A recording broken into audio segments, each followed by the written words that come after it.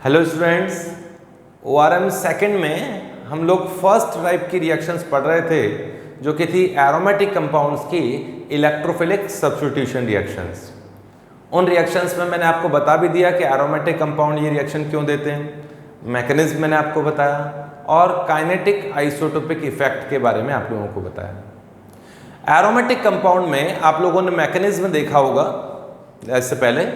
तो मैकेनिज्म में मैंने आपको बताया था कि जहां RDS में CH बॉन्ड डिसोशिएट होता है वहां काइनेटिक आइसोटोपिक इफेक्ट एप्लीकेबल होता है। तो जैसे बेंजीन रिंग पर भी रिएक्शन जब होती है कि फर्स्ट स्टेप तो यही होता है कि बेंजीन पर इलेक्ट्रोफाइल आके जुड़ता है। स्टेप वन तो यही है कि इलेक्ट्रोफाइल आके जुड़ा है और ये एरिनियम आयन बना, उसकी 3 रेजोनेटिंग स्ट्रक्चर बनाई थी। ये स्टेप वन था। सेकंड स्टेप में क्या हुआ था कि एरिनियम आयन से H बाहर निकल गया था। H अपने इलेक्ट्रॉन डोनेट करके बाहर निकल गया था और ये वापस यहां पाई बॉन्ड क्रिएट हो गया था, इलेक्ट्रोफाइल बना था। इसी तरह की रिएक्शन थी। मैंने कहा कि अगर सेकंड स्टेप RDS है, जैसे सल्फोनेशन में सेकंड स्टेप RDS होता है, आपको बताया था मैंने। अगर H की जगह ड्यूटेरियम लगा होता तो RDS जो पहले से ही स्लो होता है वो और स्लो हो जाना चाहिए। वापस बोलता हूं, सल्फोनेशन में सेकंड स्टेप RDS है, हम लोग बात कर रहे हैं फॉर सल्फोनेशन, है ना। सल्फोनेशन के लिए ये स्टेप RDS होता है, ये मैंने आपको बता दिया था। H जब टूट के निकलेगा, देखो RDS वो स्टेप होता है जिसके लिए एक्टिवेशन एनर्जी ज़्यादा होती है। जिस स्टेप में ज़्यादा एनर्जी की ज़रूरत होती है वो स्टेप स्लो होता है। उस एनर्जी की बात कर रहे हैं। ये स्टेप में ज़्यादा एनर्जी की ज़रूरत है, ये स्लो स्टेप है, ये RDS है। अगर मैं यहाँ H की जगह ड्यूटेरियम लगा दूंगा तो ड्यूटेरियम का CH बॉन्ड थोड़ा और स्ट्रॉन्गर होगा तो उसे तोड़ने में ज़्यादा एनर्जी लगानी पड़ेगी। इसका मतलब ये रिएक्शन जो था पहले से ही स्लो था, ये और स्लो हो गया, H के रेस्पेक्ट में और स्लो हो गया। इसका मतलब ड्यूटेरियम की प्रेजेंस में ये रिएक्शन हाइड्रोजन के रेस्पेक्ट में ज़्यादा स्लो हो जाती है। इसका मतलब काइनेटिक आइसोटोपिक इफेक्ट यहाँ एप्लीकेबल है। तो यहाँ तक के पॉइंट्स तो हम लोगों ने पढ़ लिए थे। अब हम लोग पढ़ेंगे factors affecting reactivity of electrophilic substitution reaction. Heading डाल लीजिए, फैक्टर्स अफेक्टिंग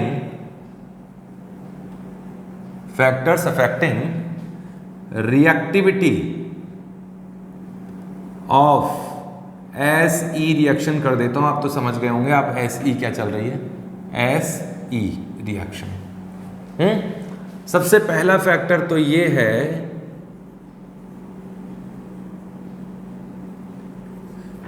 डायरेक्टली प्रोपोर्शनल होता है intermediate stability of intermediate.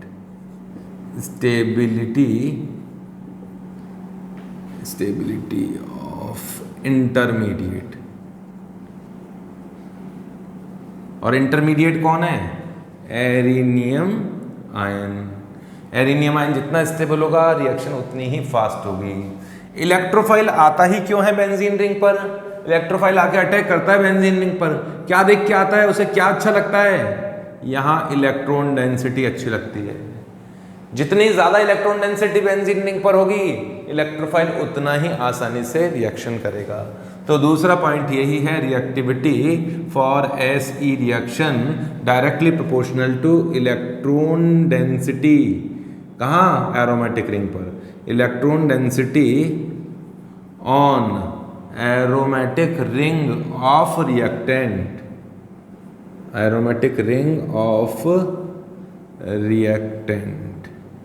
Reactant की जो एरोमेटिक रिंग पे है उस पर इलेक्ट्रॉन डेंसिटी ज्यादा होनी चाहिए।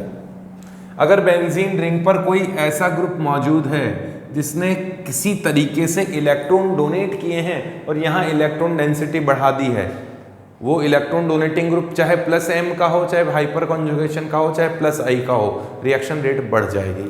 तो reactivity increase in presence of electron donating groups.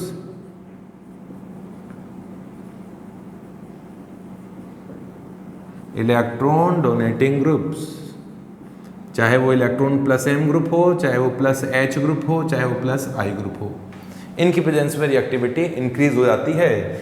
ये रिएक्टिविटी को बढ़ाते हैं, इसलिए एक्टिवेटिंग ग्रुप्स भी कहलाते हैं, है ना, एक्टिवेटिंग ग्रुप्स। और किन की प्रेजेंस में रिएक्टिविटी कम हो जाएगी, इनका रिवर्स। अगर कोई ग्रुप इलेक्ट्रॉन विड्रॉइंग ग्रुप है, इलेक्ट्रॉन खींच रहा है, तो रिएक्टिविटी को कम कर देगा। इसका मतलब reactivity decrease in presence of electron withdrawing group.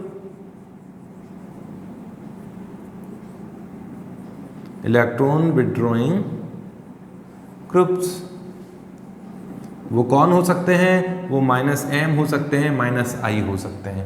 Clear है? जो रिएक्टिविटी को कम कर देते हैं वो डीएक्टिवेटिंग ग्रुप्स कहलाते हैं, जो रिएक्टिविटी को बढ़ा देते हैं वो एक्टिवेटिंग ग्रुप्स कहलाते हैं।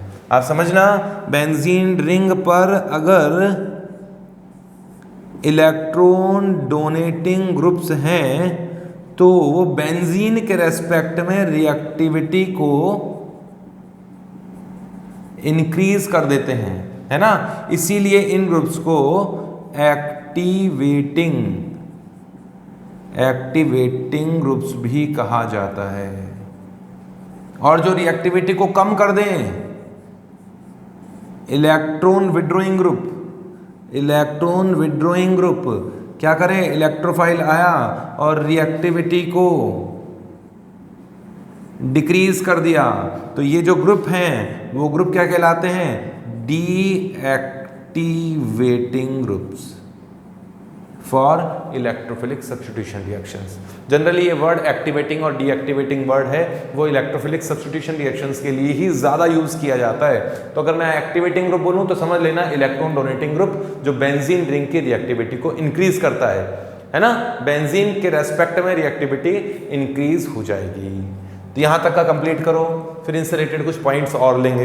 लिखो फटाफट, इसे मिटा देता हूं मैं। एक नोट डाल के और लिखो,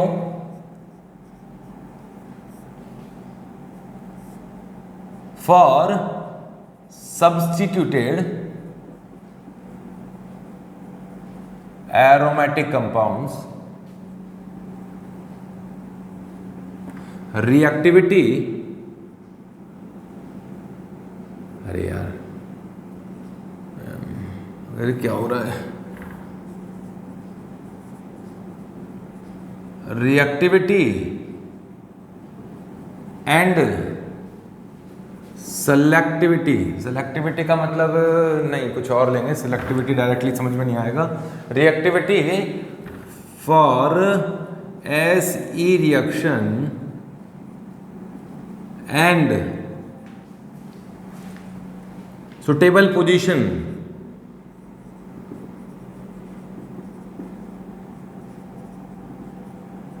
for incoming electrophile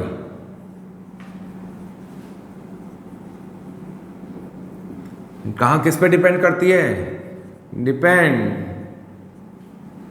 upon substituent,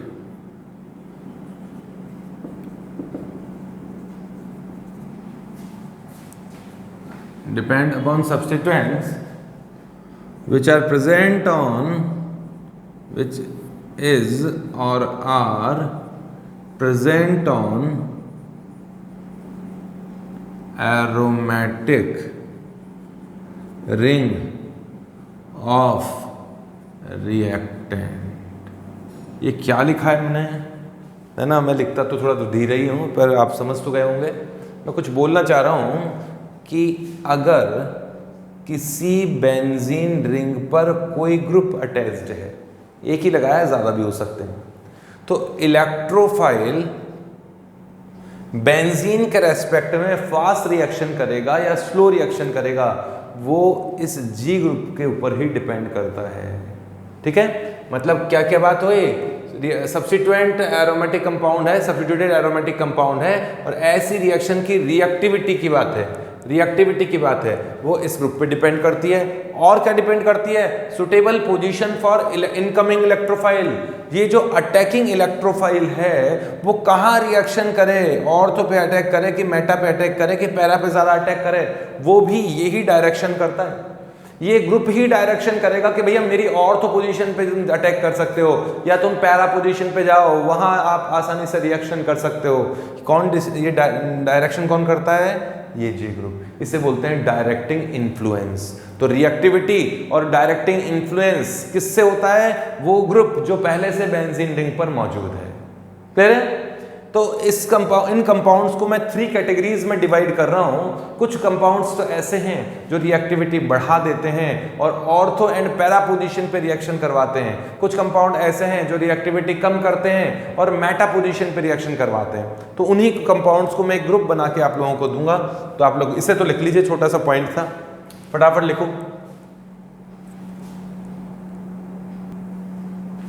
ये स्पेलिंग तो से कर लें, depend upon suitable position. Okay, मिटाता हूं। वो कैटेगरीज बनाता हूं। ये कॉलम्स बना दीजिए, 3 कॉलम्स हैं। फर्स्ट कॉलम में तो हैं activating groups, ortho and para position पर डायरेक्टिंग है एंड एक्टिवेटिंग है। ऑर्थो एंड पैरा डायरेक्टिंग, ठीक है। और क्या है? एक्टिवेटिंग ग्रुप्स, ऐसे ग्रुप्स जो ऑर्थो एंड पैरा पोजीशन पर इलेक्ट्रोफाइल को अटैक करवाते हैं वो हैं, और रिएक्शन को भी फायदा पहुंचाते हैं। मतलब रिएक्शन, ये दोनों डिफरेंट पॉइंट्स हैं। रिएक्टिविटी भी बढ़ाते हैं और electrophile ortho and para position पे अटैक करेगा। दूसरी कैटेगरी है मेटा डायरेक्टिंग,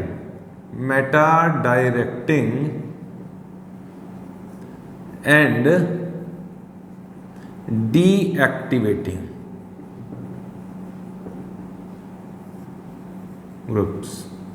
ऐसे ग्रुप्स जो इलेक्ट्रोफाइल को कहते हैं कि भैया मेरी मेटा पोजीशन पे तुम अटैक कर सकते हो, तो मेटा डायरेक्टिंग है, और रिएक्शन रेट को भी वो कम कर देते हैं।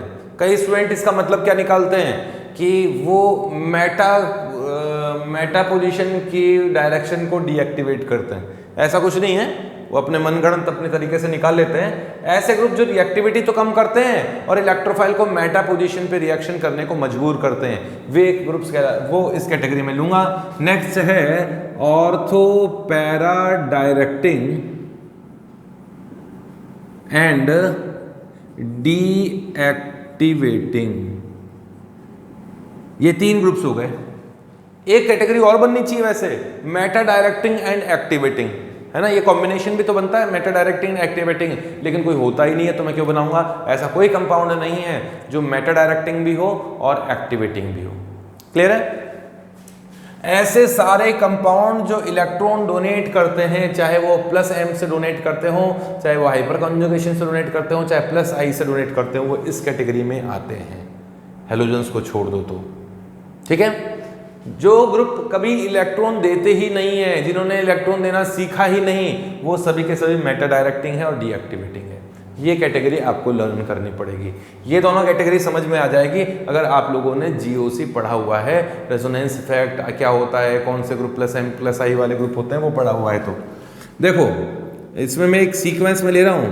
O- बहुत अच्छा इलेक्ट्रॉन डोनेटिंग ग्रुप है, उसके बाद में है NH2, उसके बाद में है NHR। याद करो, +m का ऑर्डर है, ये ज़्यादा इलेक्ट्रॉन डोनेट करता है, ये कम डोनेट करता है, ये और कम डोनेट करता है, R ग्रुप बढ़ता जाता है तो।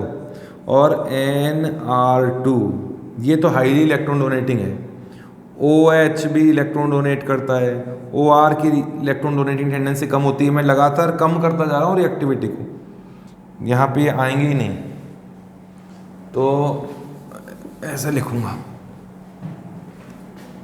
O है, फिर NH2 है, आपके पास में तो खूब जगह है नीचे कॉपी में, फिर NHR है, फिर NR2 है, फिर OH है, फिर OR है ना। ये तो हाईली एक्टिवेटिंग ग्रुप्स हैं जो रिएक्टिविटी को बहुत ज़्यादा बढ़ा देते हैं। फिर ऐसी बात नहीं और जो हैं वो बिल्कुल बेकार हैं, ये भी है पर ये भी रिएक्टिविटी बढ़ा देता है पर इतनी नहीं बढ़ाता।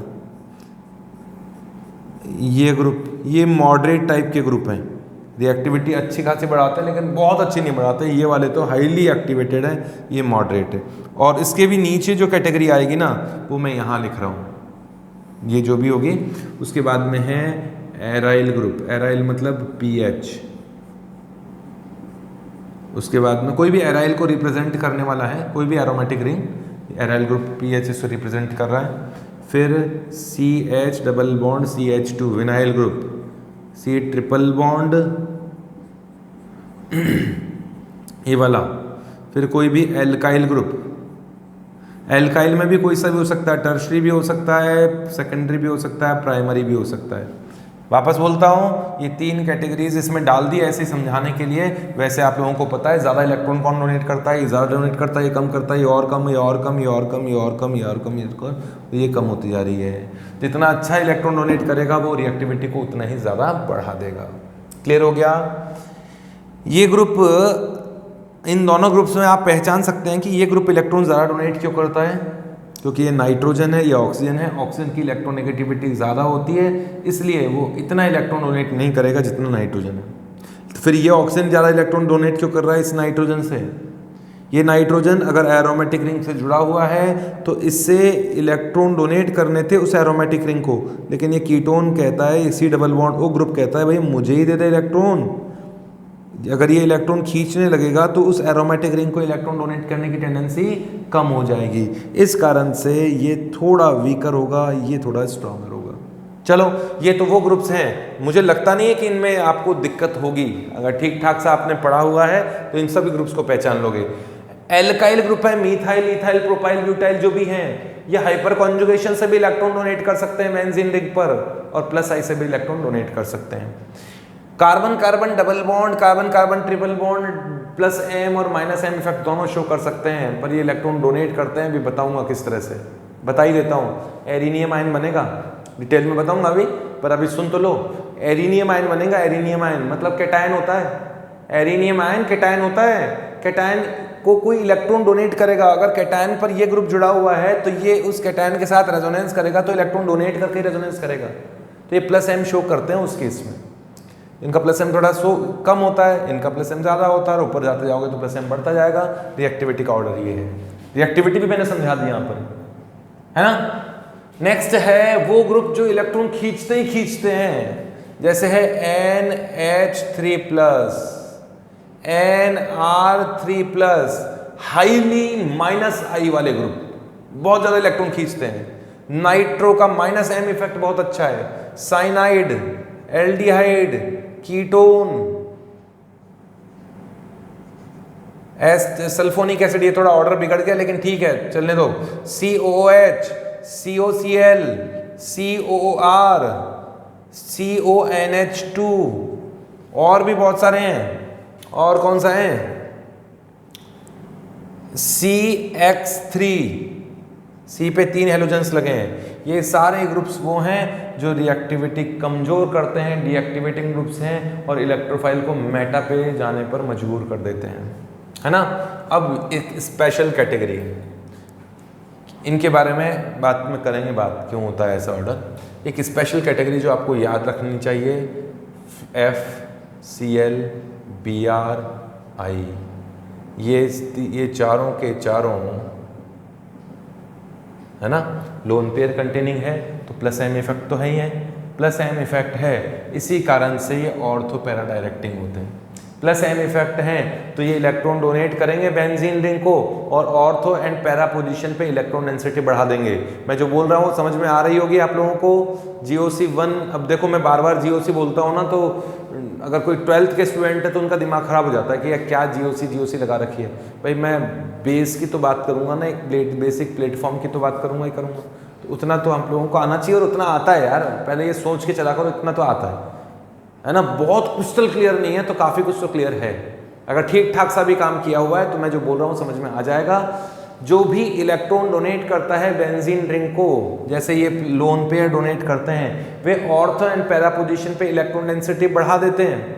जब ऑर्थो और पैरा पोजीशन पे इलेक्ट्रॉन डेंसिटी बढ़ा देते हैं तो इलेक्ट्रोफाइल उन ऑर्थो एंड पैरा पोजीशन पे रिएक्शन करना चाहता है, इसलिए वो ऑर्थो पैरा डायरेक्टिंग होते हैं।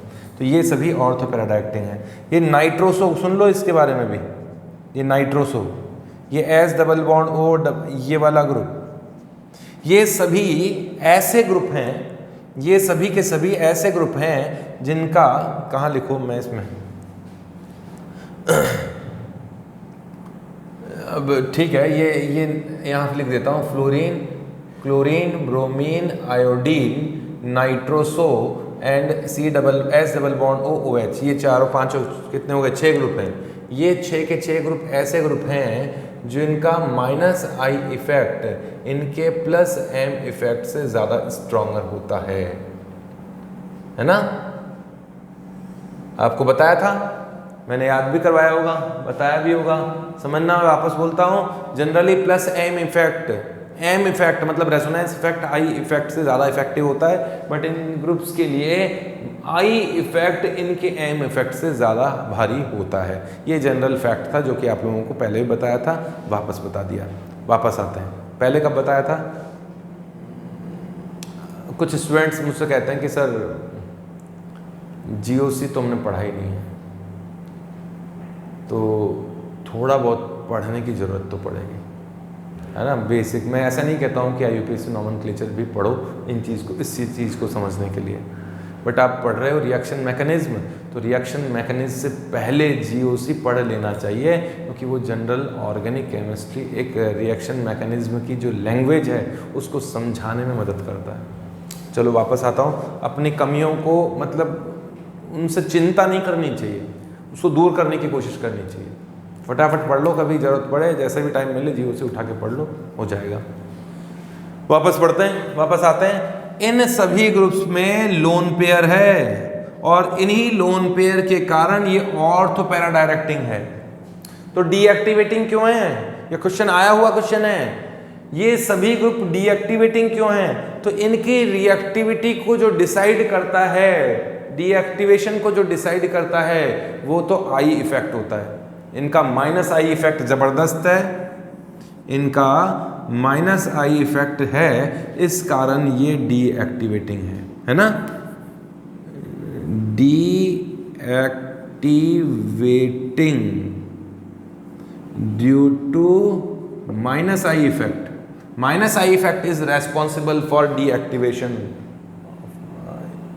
ठीक है, इन ग्रुप्स के प्रेजेंस में।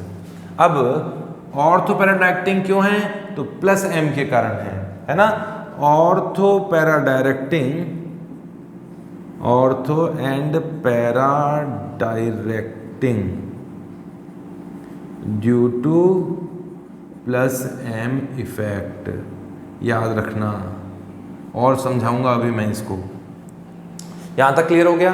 कुछ ग्रुप्स और हैं, जैसे ये CH2X, CHX2, और एक और H हटाकर अगर X लगा दिया तो वो तो यहाँ आ जाता है ना, मेटा डायरेक्टिंग हो जाता है और डीएक्टिवेटिंग हो जाता है। जब तक H है तब तक हाइपर कॉन्जुगेशन के कारण थोड़ा ऑर्थो पैरा डायरेक्टिंग रहता है, वरना तो ये मेटा डायरेक्टिंग होता है ना। 3X आ गए तो।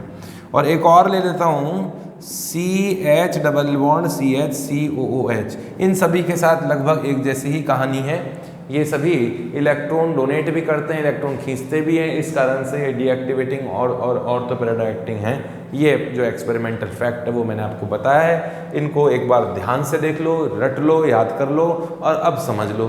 अब समझाता हूँ, इसे मिटाऊंगा, जल्दी से लिख लो।